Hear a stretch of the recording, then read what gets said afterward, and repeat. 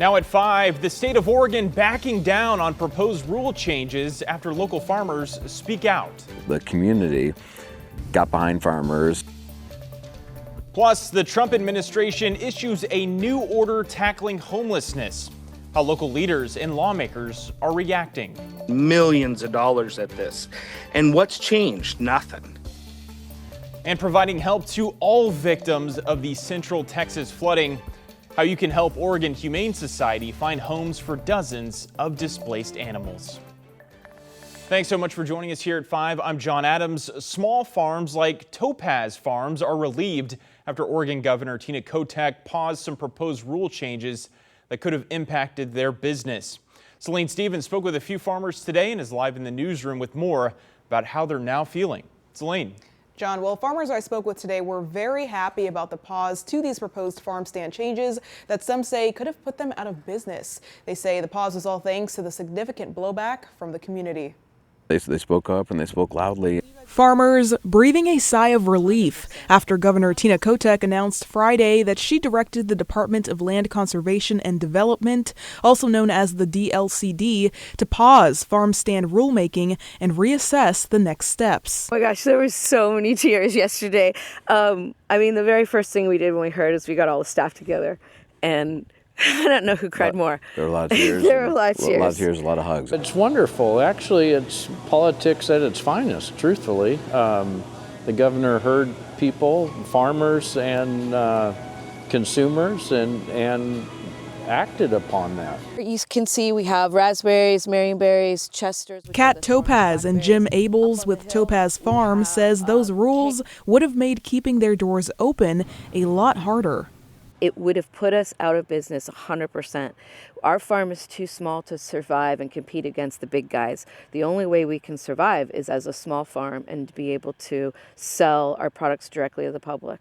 Some of those changes under the proposal included things like any non-farm products sold at permitted farm stands would have to relate to the products grown on the farm, and events like weddings or concerts would need to be permitted and complete a thorough review of the impact on neighbors. So DLCD created these rules that they said were clarifications, but they added complexity, and there were going to be new permits and 7-year reviews. Right. While 7-year reviews were a consideration, the state did acknowledge they did not plan to move forward with that idea. For bigger farms like the original pumpkin patch, it still would have been a hindrance. It sure can be. We need to be able to plan for the future. Farmers from all over took to social media against the proposed draft rules, and they say the community's support is what helped make this pause happen. I think moving forward, anything that needs to be done, there should be farmers at the table. I think farmers should be included. Now, in her statement, Governor Kotek discussed supporting local farm business and preserving Oregon's historic land use system, writing in part that we need to acknowledge that some of our small and mid-sized farms need to maintain or consider different business models to continue to deliver the agricultural products and working farms we all value in Oregon. John? All right, Celine Stevens. Celine, thank you so much for that reporting. Well, turning now to weather and taking a live look outside now. We've seen more cloud cover out there today, even though it looks like it's opening up a little bit now, and we've seen much milder temperatures as well. A nice reprieve from those 90s we saw earlier this week, at least in my opinion. Meteorologist Joe Ranieri is with us tonight. And Joe, how are we looking heading into the evening hours tonight?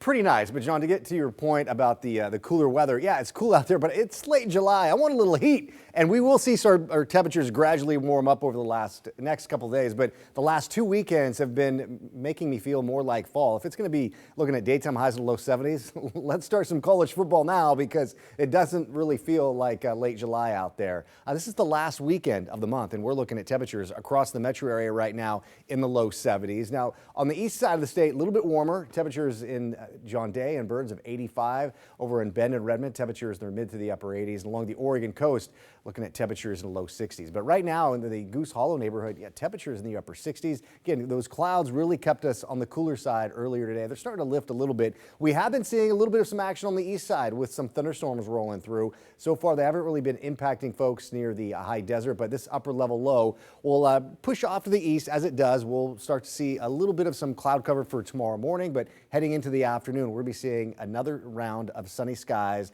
and temperatures getting a little bit where we should be. On average, we should be close to 84 degrees for our average high tomorrow. A couple degrees cooler, but it will be feeling noticeably warmer tomorrow afternoon and especially into next week. All the detailed forecast coming up in a few minutes. All right, Joe, sounds good. We'll see you later in the show. Crews along the gorge in Washington continue to make good progress on 2 wildfires in the area. The larger of the 2 is the Burdoin fire, which is now 20% contained, and it's seen no reportable growth since Friday. The same can be said for the Snyder Canyon fire, which is now 64% contained after burning about 50 acres. The area under level 3 Go Now evacuation notice for the Burdoin fire has been reduced today. It's unchanged in the area of the Snyder Canyon fire. Well, new tonight, Salem police have shut down traffic along a stretch of rail line after a person was hit by a train and killed. It happened sometime before 1 this afternoon.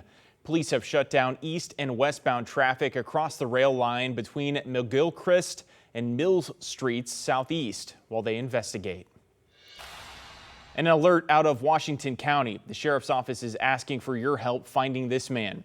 52-year-old James Richin left his home in Aloha around 10 this morning, but he has dementia. The sheriff's office believes he may be trying to get to Portland. Richin was last seen wearing a gray shirt, black athletic shorts, black construction boots, and a black and orange backpack. If you see him, call 911 right away. A new executive order from President Trump targets the nation's homeless crisis. He's pledging to end crime and disorder on American streets. But the plan could directly contradict laws here in Oregon. Our Catherine Cook breaks down this executive order for us. We hit a lot of home runs, and we're going to keep hitting them. Making America safe again. It's what President Trump claims his new executive order aimed at ending homelessness in America is focused on. The order directs the Attorney General to reverse judicial precedents and end consent decrees that limit state and local governments' ability to commit people on the streets who are at risk to themselves or others. If there are people that are a danger to society, we can get them help or get them treatment that they need so that way they're not living on the streets. Gabriel Bueller chairs the Washington County Republican Party. He sees Trump's executive order as a necessary change of course in addressing homelessness. We've spent a decade of just throwing millions and millions of dollars at this. And what's changed? Nothing. In a statement to KGW, Disability Rights Oregon weighed in, saying people with serious mental illness are more likely to be victims of crime than to be a danger to anyone. If we really wanted to make our communities safer, we'd be investing billions in behavioral health services. How Portland will respond to the executive order remains to be seen. Mayor Keith Wilson's office declined to comment, saying they'll need time to review it and analyze how it'll work with the current state law. Oregon's civil commitment law may prevent efforts to involuntarily commit someone to mental health treatment, depending how the courts interpret it.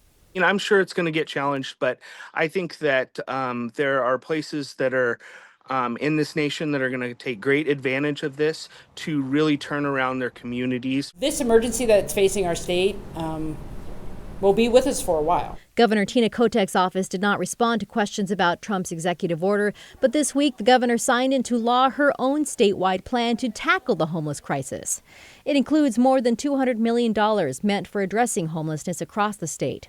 She said Oregon's on track to pay for more than 4,800 shelter beds and get more than 3,000 people off the streets. Well, let's remember when we talk about those numbers, it means real people, Oregonians, who are struggling or suffering or have had a crisis in their life. And by providing a warm place to call home or at that shelter, that transition spot, we are building a more prosperous and healthier state.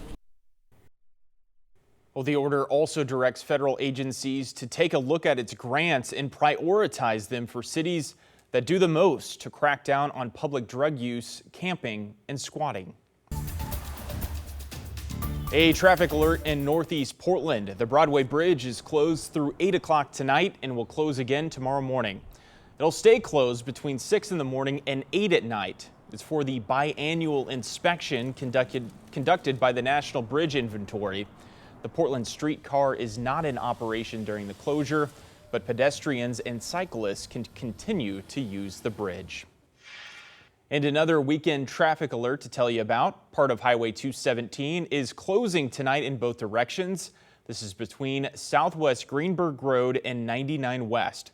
Workers are removing a temporary pedestrian bridge that crosses the highway. You can also expect some noise overnight if you're in that area.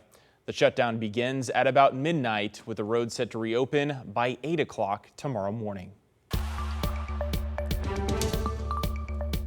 More than 100 homeless pets have arrived here in the Pacific Northwest from the south, and Oregon Humane Society is trying to find homes for more than 50 of them. Today at PetSmart in Tigard, people oohed and awed over a group of kittens that are now up for adoption. PetSmart Charities provided a $50,000 grant to help transport the animals here from the south, where there's limited shelter space right now. In the Northwest, we have very high adoption rates, so when we have crowded shelters in the South, but we have the space and the capacity to send them out really fast up here, we're always more than willing to help out and get them out as fast as possible so they don't have to live their whole lives in a crowded shelter and they're able to get the care and the needs that they have met. Those at Greater Good Charities say these meet and greet events provide a good way for prospective home owners or for pet owners to match up with animals who may have survived the Texas flooding and other catastrophes. For the day and location of the next adoption event, just go to Oregon Humane Society's website, oregonhumane.org.